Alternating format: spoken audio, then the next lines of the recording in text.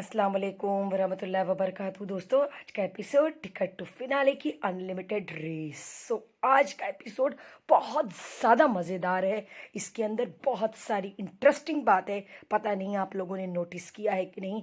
मैं आज आप लोगों को वो बात बताने वाली हूँ जिसके बारे में शायद आपने सोचा भी नहीं होगा। टिकट टू फिनाले का जो टास्क है, जो हर सीज़न में आता है, जिसके अंदर बहुत होता है घमासान युद्ध। क्या आज घर में होगा घमासान युद्ध? क्या करेंगे विवान और करण? क्या होगी रजत की का समीकरण? कौन बनेगा टिकट टू फिनाले का पहला फाइनलिस्ट? क्या होगा? ये सारी खबरों को जानने के लिए दोस्तों मेरी वीडियो में लास्ट तक बने रहिएगा। मैं आपको ऐसी बात बताऊंगी जिसके बारे में आपने सोचा भी नहीं होगा। दोस्तों, आई होप आपको मेरी वीडियो पसंद आए। अगर आप मेरे चैनल पे नए प्लीज़ इसे सब्सक्राइब ज़रूर करिएगा, लाइक कमेंट और शेयर ज़रूर करिएगा। कमेंट करके मुझे ज़रूर बताइएगा कौन है आपका फेवरेट। वैसे भी जैसे ही एपिसोड स्टार्ट हुआ, जैसे ही टास्क दिखा और ऊपर लिखा था रजत की दुकान, मैंने तो अपने सर पे हाथ रख लिया, या अल्लाह। फिर बन गए रजत संचालक। अब तो रजत संचालक जब बनते हैं तो वो पलटू पलटू पलटू, उनका वही काम होता है। फाइनली स्टार्ट हुआ टास्क और सारे लोग आए गार्डन एरिया में। गार्डन एरिया में बहुत ही ज़्यादा खूबसूरत बिग बॉस ने लगाया था सेटअप, जिसके अंदर एक ख़तरनाक चील जो अपने अंडों को सेफ नहीं कर पाती है और ज़ख्मी हो जाती है। उसके बाद वो सिर्फ 2 ही अंडे लेके उड़ सकती है। तो कौन किसका अंडा लेके उड़ेगा नहीं पता, लेकिन श्रुतिका, चाहत और करण श्रुतिका, चाहत और रजत, ये लोग हैं नॉमिनेट। इसलिए वो लोग इस टास्क में पार्टिसिपेंट नहीं बनेंगे। मैं बहुत खुश भी थी लेकिन अफसोस भी था, क्योंकि संचालक बिग बॉस ने बना दिया था रजत को। तो भाई रजत तो संचालक बनने के नाम से ही उनके चेहरे की हंसी ये बता रही थी कि ये बहुत षड्यंत्र करने वाले हैं। भाई रजत जिस गेम में संचालक हो उसका अल्लाह ही मालिक होता है। बिग बॉस ने टास्क स्टार्ट किया। अब चील को अंडा ले जा करके देना था। वो 2 ही अंडा लेके जाएगी। अब कौन 2 होगा नहीं पता। फाइनली रेस स्टार्ट होने से पहले सबके दिमाग में बहुत सारे सवालात चल रहे थे। मैं भी ये सोच रही थी कौन किसके लिए खेलेगा।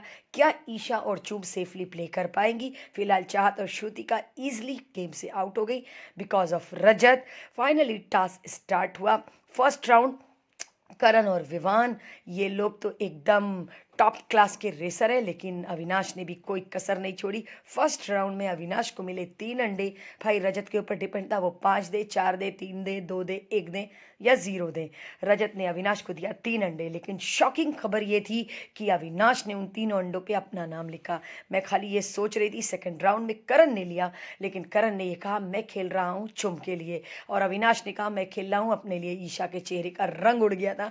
मैं भी ईशा को देख रही थी। ईशा ने रजत से ये पूछा कि आप बाइस्ट बनेंगे कि फेयर बनेंगे? भाई क्या हुआ ईशा, अपने लिए भी कभी कभी खेलना सीखो।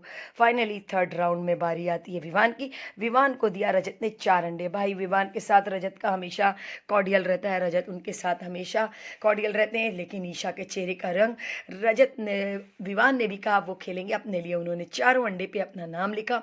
जिसका अंडा सबसे ज़्यादा होगा वो होगा फाइनलिस्ट। उसके बाद थर्ड राउंड में बारी आई फिर करण की, लेकिन कहते हैं ना रजत भैया का अपना ही एक समीकरण चलता है। रजत ने दिया क्या बोलते हैं करण को 3 अंडे, लेकिन खैर वो भी चुम के लिए खेल रहे थे। लेकिन पहले राउंड में रजत ने बोला था दूसरों के लिए जो लोग खेलते हैं वो मुझे बहुत पसंद आते हैं। लेकिन पता है मुझे इस बात पे बहुत खुशी हुई थी, मुझे लगा था कि शायद वो करण का साथ देंगे, लेकिन कहते हैं ना वो पलटू मशहूर है, तो उन्होंने पलट ही दिया। उन्होंने सेकंड राउंड में अविनाश ने कहा अपने लिए और उसके बाद विवान ने कहा अपने लिए, लेकिन कहते हैं ना वो फिर पलट गए। गुस्सा मुझे बहुत तेज़ आया था रजत के ऊपर, लेकिन अफसोस कुछ कर नहीं सकते। लेकिन ईशा का चेहरा एकदम रोइंदा, ईशा एकदम घबराई भी, क्योंकि अविनाश और विवान दोनों अपने लिए खेल रहे थे। क्या हुआ ईशा, बस हो गया आपका?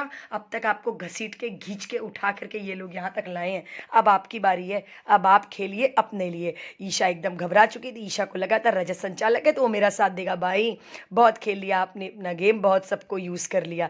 फिलहाल विवान के चेहरे पे उनकी जीत की खुशी दिखाई दे रही थी, लेकिन अविनाश और ईशा भले वो दिखावे के लिए कर रहे थे, सच बताऊं उनके अंदर ही अंदर उनकी जलन, उनकी चिढ़ दिखाई दे रही थी। लेकिन करण भी पीछे का है, करण ने भी ईशा को तीली लगा दी और ये कहा क्या हुआ ईशा, ईशा कहाँ है?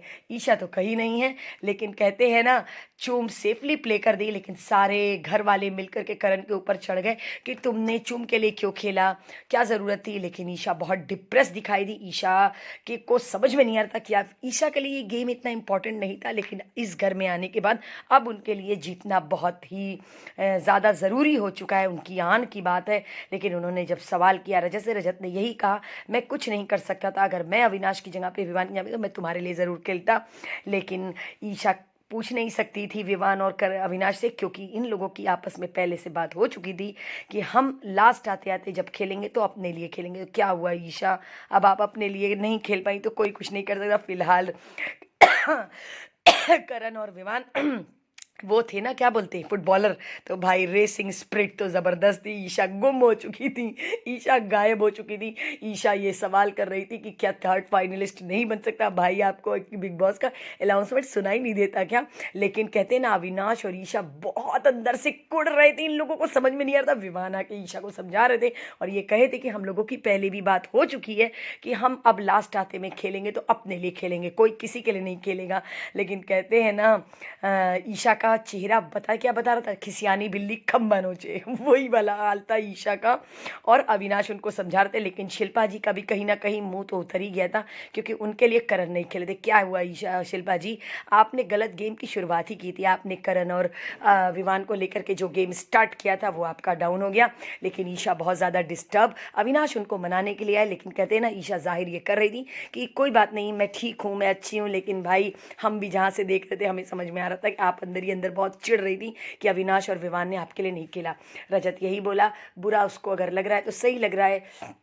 करण ने कहा कि उसके मन में ये सवाल है कि अविनाश और विवान ने मेरे लिए क्यों नहीं खेला। चाहत ने भी कहा हाँ बिल्कुल सही बात है, लेकिन उनकी भी चिड़ अपनी जगह पे है। लेकिन अविनाश यहाँ पर विवान के पास आए और ये बोले, चुम अपने लिए क्यों नहीं खेल रही है, चुम को अपने लिए खेलना चाहिए, चुम को क्यों पुश कर रहा है करण।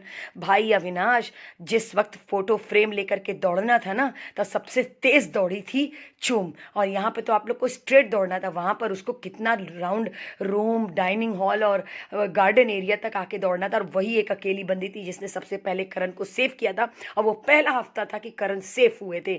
शायद आप लोगों ने मेरी वीडियो नहीं देखा होगा, मैं आप लोग को बता दूं, चूम ने ही सबसे पहले करण को सेव किया था, वरना आप लोग तो नॉमिनेट करने के चक्कर में लगे थे। तो आज आप लोगों को चुम की इतनी परवाह, जैसे कल घर वाले विवान को बोल रहे थे तो ईशा बोल रही थी ना, आज आप लोगों को इतना प्यार क्यों उमड़ गया विवान के ऊपर। उसी तरीके से मेरा ये सवाल है आपका ईशा और विवान और अविनाश, कि आज आप लोगों को इतना प्यार कैसे चुम पे ऊपर उमड़ गया, आप लोग इतना ज़्यादा वो क्यों कर रहे हैं। लेकिन अविनाश ये चीज़ जब विवान को बता रहे थे तो मुझे बहुत गुस्सा आ रहा था। भाई आप क्यों बोल रहे हैं, चूम अपने लिए खेल सकती है, वो सक्षम है। लेकिन यहाँ पर जैसे आप अब तक ईशा के लिए खेल रहे थे रिश्ते बनाकर, उसी तरह करण ने आज अपने रिश्ते बनाए।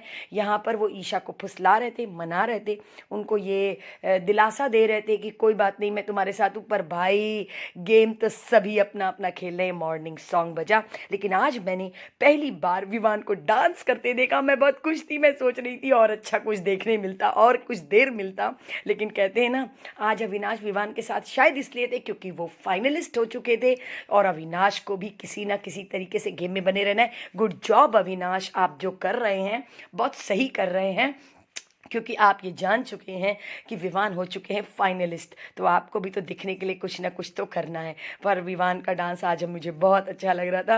विवान को पहली बार देखा, शिल्पा जी रोती हुई दिखाई दी। पर मैं आप लोगों को बताऊं, जैसे ईशा खिसिया रही हैं वैसे शिल्पा जी भी खिसिया रही हैं। सही कहा श्रुतिका ने चुम से कि भाई हम तो इन लोगों के चक्कर में बोर हो गए। मैंने भी अपनी कल की वीडियो में यही कहा था श्रुतिका, कि इन लोगों के माँ बेटे और 50-50 के चक्कर में हम भी बोर हो गए। शिल्पा जी कह नहीं पा रही थी करण से, पर वो ये कहना यही चाह रही थी कि कल तुम मेरे लिए भी तो खेल सकते थे, लेकिन तुम मेरे लिए नहीं खोले। मैं कैसे प्रूफ करूं अपनी फ्रेंडशिप। फिलहाल फ्रेंडशिप प्रूफ नहीं कर रहा है करण, आपको ये बता रहा है कि वो आपकी बेइज्जती बर्दाश्त नहीं कर सकता। जिस तरीके से आपको विवान रूडली बिहेव करते हैं वो करण को नहीं पसंद आता, इसलिए करण आप पे गुस्सा है। शायद शिल्पा जी ये बात समझ नहीं रही हैं, लेकिन कहीं ना कहीं उनको तकलीफ इसी चीज़ की है कि करण मेरे लिए क्यों नहीं खेला। मैं आपको बता दूं, अविनाश जो है, करण भी कम कहाँ है, करण ने भी अविनाश को छेड़ा और ये कहा कि कल जो तुमने धक्का दिया था किसके लिए, ईशा के लिए दिया था कि खुद के लिए दिया था। पर सच बताओ, करण का इशारा यही यही था कि वो अपने लिए खेल रहे थे अविनाश। उन्होंने विवान को धक्का दिया ताकि वो आगे बढ़ सके। कहते हैं ना, इस बात को करण ने जब उठाया तो अविनाश का मुंह देखने लायक था। अविनाश को बिल्कुल भी पसंद आ, अविनाश ये करते नहीं ऐसा नहीं है, लेकिन कहते हैं ना, श्रुतिका बीच में कूद जाती, ये बात कंप्लीट हो ही नहीं पाई और श्रुतिका बीच में कूद गई। रजत ने पीछे से यही कहा, भाई वो नॉमिनेट है, भाई भाई वो नॉमिनेट है। मैं भी ये सोच रही थी श्रुतिका नॉमिनेट है, इसलिए श्रुतिका इतना बोल रही है ताकि वो ऑडियंस उनको देखे, उनके पॉइंट ऑफ व्यू को समझे और उनको वोट करे, शायद इसीलिए श्रुतिका कूद रही थी बीच में। लेकिन करण को ये बात पे बहुत गुस्सा आ रहा था। करण श्रुतिका को चुप कराना चाह रहे थे और ये कहना चाह रहे थे, इस डिस्कशन में तुम ना ही कूदो तो बेहतर होगा। पर भाई श्रुतिका तो उस वक्त तक बोलती हैं जब तक वो क्लियर ना हो, जब तक वो सेटिस्फाइड ना हो। लेकिन अविनाश ईजली मूव ऑन करते हुए साइड से निकल गए। उनको ये लगा मैं बच गया करण की बात का जवाब देने से। पर करण ने बहुत सही पॉइंट उठाया था कि तुमने कल धक्का किस लिए दिया था, ताकि विवान आगे ना बढ़ पाए। उन्होंने बहुत, वह कहते हैं ना, पर विवान को भी समझ में अभी नहीं आ रहा है। फिलहाल रजत यही कर रहे, लड़ो लड़ो सब लोग लड़ो। रजत तो पता था वो नॉमिनेट हो चुके शायद, या फिर रजत को ये पता था कि मैं नहीं निकलूंगा और चाहत और श्रुतिका ही निकलेंगी। यहाँ पे विवान भी यही सवाल करण से कर रहे थे कि तुम किसके लिए खेल रहे थे, चुम के लिए क्यों खेल रहे थे। शिल्पा जी ने कहा क्लियर है उसका, वो अगर चुम के लिए खेल रहा था। लेकिन विवान का ये सवाल मुझे नहीं समझ में आया। आप ये बात कह रहे हैं क्यों घसीटते घसीटते, चुम को घसीटता हुआ कोई नहीं लाया। चुम अपने पॉइंट्स बहुत क्लियर रखती है और चुम वाकई में बहुत स्ट्रांग है। हर टास्क में चुम ने ज़बरदस्त खेला है, कभी किसी ने फेवर नहीं किया है। वो जो भी जीती है, चाहे टाइम्स ऑफ गॉड का टास्क हो, चाहे कोई भी टास्क हो, चुम अपने बल पे जीती है। ईशा की तरफ फेवर करके नहीं, जैसे आप विवान ईशा और अविनाश को फेवर करते हैं, वो लोग फेवर के साथ साथ टाइम्स ऑफ गॉड भी बने, बाइसनेस से, सेल्फनेस से। ये बात सलमान खान ने भी वीकेंड के वार पे बोली है कि ये लोग खुल पे मुंह पे बात करके खेलते हैं कि हाँ हम बाइस्ड हैं। समझ में आया विवान? आप ये सवाल जो कर रहे हैं कि चुम को खींच के लाए, भाई कुछ नहीं, चुम अपने बल पे आई है। आज पहली बार करण ने चुम को सपोर्ट किया और चुम फाइनलिस्ट बनी है, वरना करण को सेव करने के दौड़ने वाली पहली कंटेस्टेंट चुम ही है। अब ये बात आप लोग एक्सेप्ट करें चाहे ना करें, लेकिन अविनाश ने करण से क्लियर किया कि मैं अपने लिए खेल रहा था भाई, हाँ अगर धक्का लगा तो उसके लिए सॉरी। अरे भाई हम भी ऑडियंस हैं, हम भी देख रहे हैं अविनाश कि आप क्या कर रहे हैं और आपका क्या गेम चल रहा है। खैर करण ने कहा मैं सॉरी एक्सेप्ट करता हूँ, लेकिन मैं मेरा बस एक सवाल था भाई, मम्मी भी पता था करण का सवाल कहाँ जा रहा है, करण क्या कहना चाह रहे हैं।